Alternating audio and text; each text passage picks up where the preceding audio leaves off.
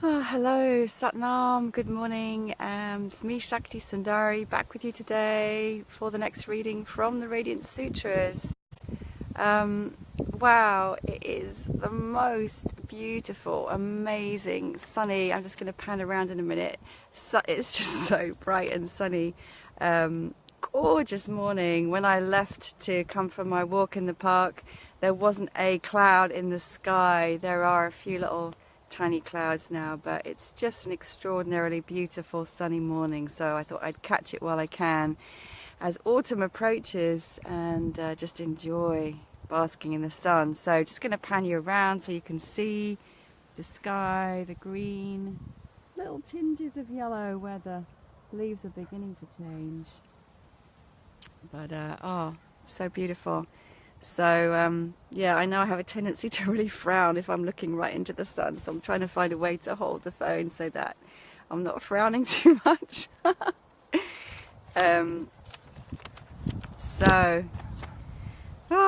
Insight verses. We are on, getting very close to the end of this amazing book, and today's insight verse is okay, well, we've got 157 to 159. And I'm going to read, I'm going to read the first part of that, and I don't know how much of that is 157 and how much of it is more than that. So here we go. Because the way it's set out here is like, oh, okay, I get it. Yeah, okay, so I'm going to read 157. Here's the Sanskrit. Iti etat katitam.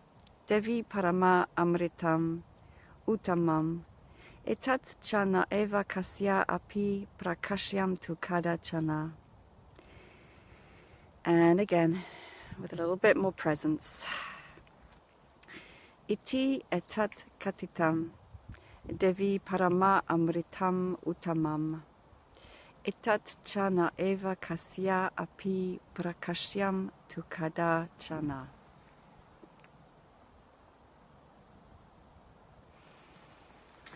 And here is Lauren Roche's translation. Adorable goddess, these practices are a nectar I share with you. Drink from this cup whenever you are thirsty or crave to be refreshed in the essence of life. Know that this ambrosia is available to you everywhere, for the universe is made out of it. Simply go to the intersection of flesh and spirit. Breathe the tiny sparks that fly. Within this very body are many gateways to the infinite, where incarnation and immortality consummate their passion for each other.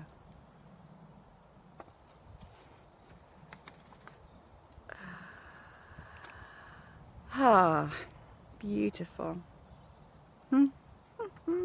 So just remembering and reminding us that these verses are set out as a dialogue between the god and the goddess, between Shiva and Shakti, between Bhairava and Bhairavi. So she asked him at the very outset, please, beloved, explain to me the nature of existence, explain to me this wondrous life that I am inhabiting. How do I make sense of it? How do I experience it? And he gives her these 112 meditations.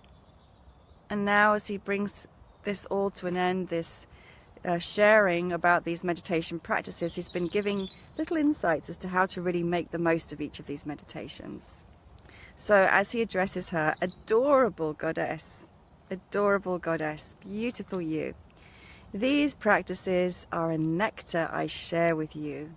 So nectar, this delicious elixir of life, magical liquid of life and vitality. And in fact, the tagline of my business, as it used to be, nectar of life. These practices are a nectar I share with you. Drink from this cup whenever you are thirsty, or crave to be refreshed in the essence of life. So just a reminder that our soul, our spirit, requires this nectar, this refreshment of truth, this refreshment of aliveness, this refreshment of ecstasy, this refreshment of reconnecting to the remembering of who we are, to source, to essence. So drinking from this cup whenever you are thirsty or crave to be refreshed in the essence of life. So each one of these practices will offer you that thirst quenching refreshment. Know that this ambrosia is available to you everywhere, for the universe is made out of it.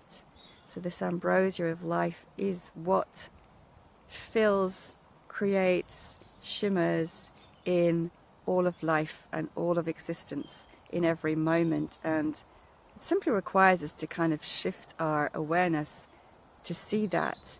And the moment that we see that and we feel it, we're filled with that same essence ourselves.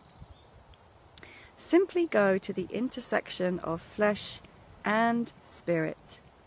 So where this body meets the eternal, where this body, this finite one, meets the beloved in the sense of the divine. Simply go to the intersection of flesh and spirit. Breathe the tiny sparks that fly. That beautiful moment when Shiva and Shakti meet, when we meet with the infinite in a breathing practice, in a dance, in a moment of total concentration, in a moment of being lost and fully immersed in an experience, whatever that might be.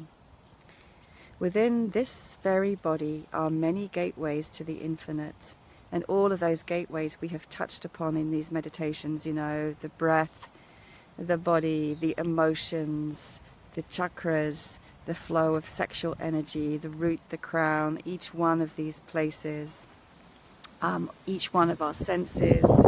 These are many, many gateways to the infinite, where incarnation and immortality consummate their passion for each other. So we being the incarnation, but also